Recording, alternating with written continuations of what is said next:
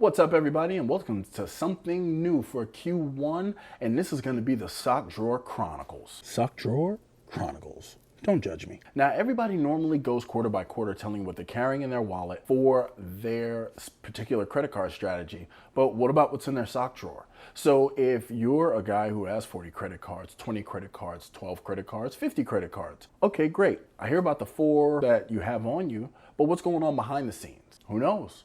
But I'll let the kid talk to you for a second, and then we're going to get into it. Welcome back to my dad's channel. If you're new here, make sure to click that like button and subscribe, and don't forget to share.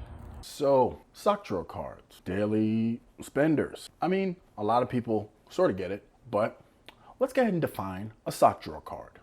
A sock drawer card is simply a card that is put in a proverbial sock drawer, meaning that you access it every day when you grab your socks, but it's not something that you carry with you at all times. The card is being used, thereby it will not go dormant, but it is not in your wallet 24/7. Now, back to this guy. I love that guy, he's so smart. But in any case, a sock drawer card can be useful because it's just, it takes up less space in your wallet. I mean, you want to keep it, but you don't have to carry it. So there's no reason to make the load any heavier than you have to. Now, me particularly, I have a couple of sock drawer cards that are working in the back end, which will not go dormant because they have monthly charges going to them, and I'm going to introduce you to them now. So this is actually my sock drawer for Q1 of 2023. The Sock Drawer Chronicles. The card holder here, I see all, you professionals have them, and actually, just people I look up to, people I really like. I love watching their content, like Sledge, Team Inc. Shout out to the homie Sledge. Salute. He has one of these that he flips through on his videos, and I thought it was a great way to keep organized. But because I went the cheap route, and I got one off of Amazon that I'm not particularly fond of, but we won't disparage anything there, I'm just going to put graphics of the cards that I'm going to be talking about. Even though this thing looks kind of thick, some of these cards will go dormant. So the first card up is a card that I actually like, and it serves quite the purpose, and that is my American Express Blue Cash Preferred. Now with that, I use it for the 6% multiplier that I get from my Google TV since we cut the cord, all of my Apple app downloads, anything like super chats or anything that I do on YouTube, all of that goes through there, and they're all at 6% back, so I get 6% cash back on that. Now, I've put it away in favor of my Amex Gold card because after my trip to Paris, I've become an absolute travel points junkie, and I do not want to take anything from the Gold card, even though the BCP does have a 6% category back on groceries. I can actually leverage the points much, much further when I use my Gold card to accrue them. So, even though there's 4x compared to 6%, I kind of got to err on the side of caution and use that versatility.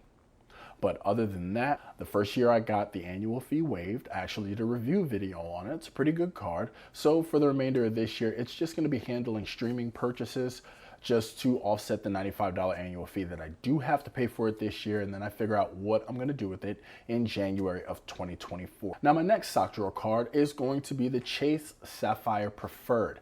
Now, mind you, I don't actually have this card. The Player 2 has it, and I am an authorized user because I have my 824 status that you can definitely see all over my channel. Even though they gave me business cards, still no dice on the personal ones. I can't even get a Freedom Flex if I wanted to. So that's pretty much why it's in the sock drawer, because for the most part, we simply use hers. She uses her CSP, and if anything, she can send me points via the ecosystem. And now one thing that I have to say that Amex does better than Chase is because when I make her a AU on my Amex card, she can actually log into Amex, see what she's doing, see her running total, make payments, whereas unless I have her credentials for Chase, I cannot do that. We have the same exact card number, it's an AU card, but I still have to go through her, which makes an extra step. So we just use her card, and if we want the Chase points, that's how we get them. Now, in light of all the business cards I've been getting, one of my favorite business cards has been relegated to the sock drawer. Even as a catch-all card, it has been supplanted, and that is my American Express Blue Business Plus. Now, the Blue Business Plus will give you 2x on all points earned per dollar, 2 points per dollar earned on every purchase up to $50,000. It's a no annual fee American Express card. It is a fantastic staple in the Amex trifecta that you've probably heard about a million, fulfillion, gazillion times, especially if you've already dug through everyone else and made it to this channel. It's useful. It's definitely a keeper card. But for me, I really don't use it because I have the 1.5 that I get from the Chase Business Unlimited. That's a great catch-all to make sure I at least get 1.5x points back. So right now, the Blue Business Plus is taking up space in the sock drawer, and what I do is I actually have it tied to my Tesla account, so if I need to charge or supercharge my car anywhere that charges, I'll at least get 2x for that. And that's pretty much it. There's no reason to leave any of that on the table, especially when you go to charging stations. It's not like you have to slide a card. It's all about the card that's on the account, so why not use the one with 2x? Now for the next card.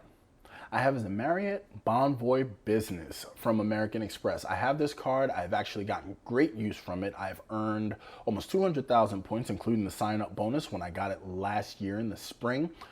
This card stays in the sock drawer, or it stays in a suitcase when I travel, depending on if I stay at Marriott properties. In addition to that, there are actually Amex offers through Marriott that are attached to this card that actually make it a powerhouse to use. Even though you earn Marriott points, you can earn them at an incredible rate, and actually having this card has helped me boost my status to Titanium Elite, so I'm one level below Ambassador Elite, but I don't know if I'm going to be making it to that. But either way, this allows me to actually do a status match, so I now have status with United Airlines in addition to that, all with the help of this card. But this is not a daily driver for me outside of doing the sub.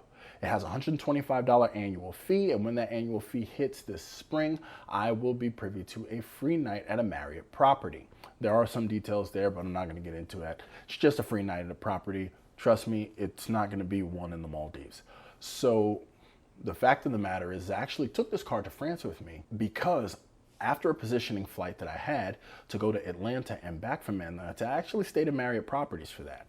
Now I used points, but any taxes, anything else, any ancillary charges that came with that, that's what this card was for, and it performed beautifully. But other than that, it literally stayed in the bottom of a suitcase. So I don't count that in my international wallet. This is definitely not a card that I carry with me on a daily basis, but in addition to my Platinum card, it is very useful when I travel for work because I tend to stay at Marriott properties.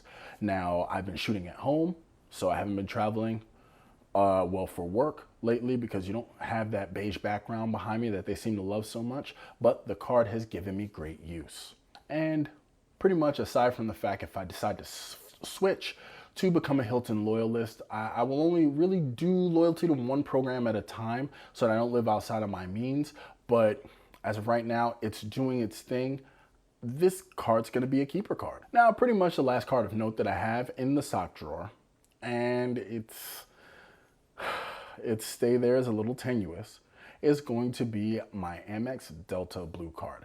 Now, if you watch my previous video that I'll link here, I downgraded my Delta Amex Platinum card, since the Player 2 already has one, so we still have the superpower of the Companion Pass, to the no annual fee Blue card to make sure I wasn't paying an annual fee on a card that was just living in the sock drawer, and I still have access to its superpower, so there's really no point in both of us having it. So now I have the Delta Blue, and I don't really use it for any. So this is really telling. I didn't want to cancel my Delta Amex account because I didn't have another card that I was going to replace it with to work on a sub, because I already had 2 subs that I'm working on, and there's no reason to spend crazy amounts of money if I don't have to. So I did the downgrade in the hopes that keeping this blue card for a while, once everything smooths out, my subs are done, and everything is nice and even and calm, maybe then I cancel this account, maybe, you know, because you never know,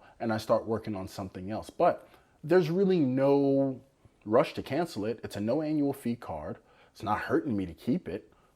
Put one charge on it every couple of months. Maybe I might buy a drink at the Sky Club, and it's all good. So I'm still gonna keep this because I actually do like the Delta Amex co-branded cards. So this is going to remain in the sock drawer for a quick grab, just in case I decide I need it for something. Now, aside from that, I have numerous nameless faceless cards. Actually, I got a Discover It card that I've had forever and a day that I do put a charge on here and there because it's one of my oldest accounts, as well as my Capital One Quicksilver. Both of those accounts are over 20 years old. So they're not even in the sock drawer. They're in my little Rolodex here.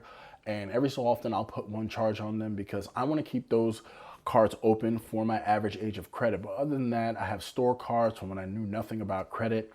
I have dead cards like the Rakuten card, which actually just died in September. I do believe that they discontinued it. I actually had it since it was an Ebates card. So that just gives you an idea of how old those accounts are. But those cards are dead now anyway. So that's pretty much it. So you got a bunch of nameless faces cards, Best Buy card, a lot of store cards that, I don't need. So some of them may go dormant. I have to work it out, figure it out. Who knows? A need may present itself. Somebody might get plucked into the rotation. But that has been my sock drawer for Q1 of 2023. I hope you have enjoyed this, and I hope you made it all the way to the end. I know it's a lot more cards than I normally put out there, but hey man, I just got to give you the other side. Just like everybody gives you the good stuff of point redemption and points and miles, I am known for providing the dark side. The Sock Drawer Chronicles. So thanks again. Thanks for sticking around. I appreciate you, and I will catch you next time.